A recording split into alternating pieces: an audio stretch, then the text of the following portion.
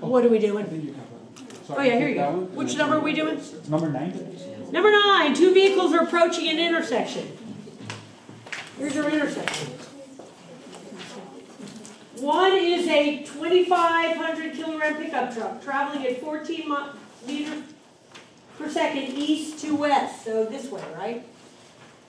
So this is going to be 25 boom kg.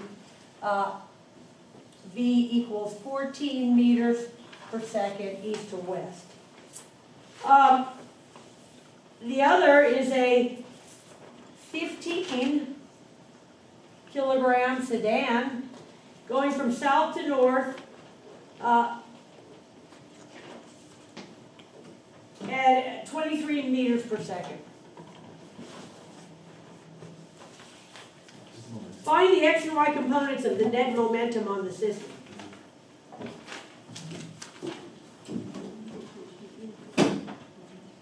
Well, I don't know. This is a stupid question. Those are the x and y components. Yeah. Maybe after collision, right? Oh, yeah. Yeah, after collision. Yeah, I think there's a little, find the x and y components of the net momentum on the system. After collision, assuming that they hook together. And it is a perfectly inelastic collision. Okay. All right.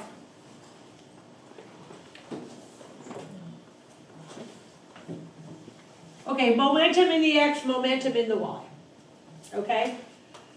In the x current, we have negative 2,500 kgs times 14 meters per second plus 0, right? That's my initial component of momentum in the x, equals, now they're going, it's a perfectly inelastic collision where the two objects stick together after collision, equals 1,500 kilograms plus 2,500 kilograms times V final x. Okay, so that's that. All right. In the y, we have 1,500, he's going in the positive direction, kilograms, times 23 meters per second equals, same thing, they're hooked together, 1,500 kilograms plus 2,500 kilograms times V final y. All right. Let's see.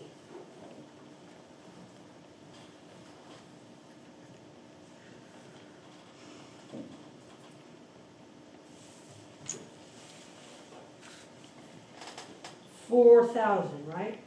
Okay. Okay.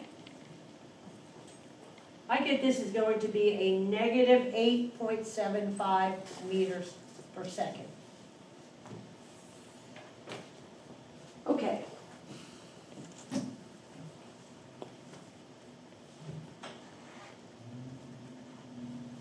Eight 8.625 meters per second.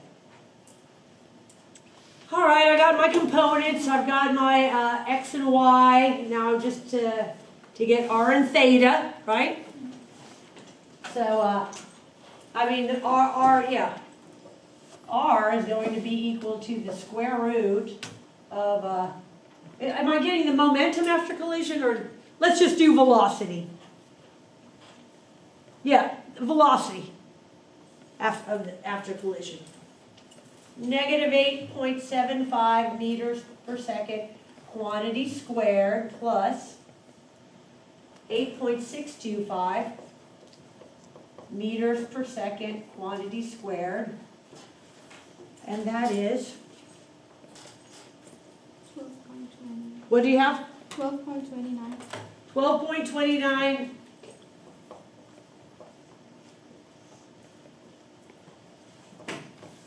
That's the magnitude. And the direction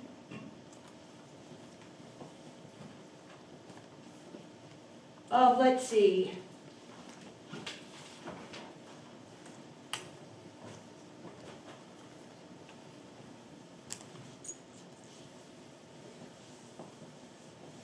right, do I have to add 180 to this, you guys? Yes. Yeah, I do, right?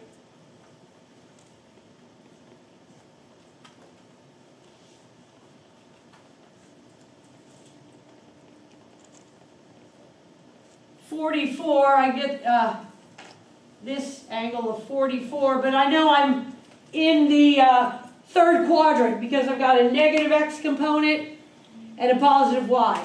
So I just add 180 to this. So what is 180?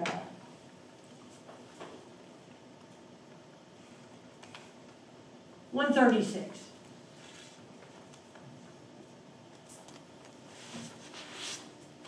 So we're giving, to recap, we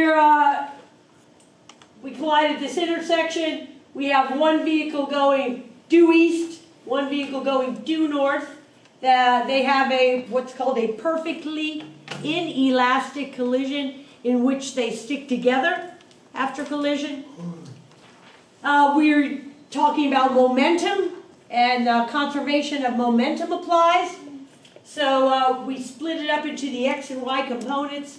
So for the x direction, I have my initial mass times velocity in that direction.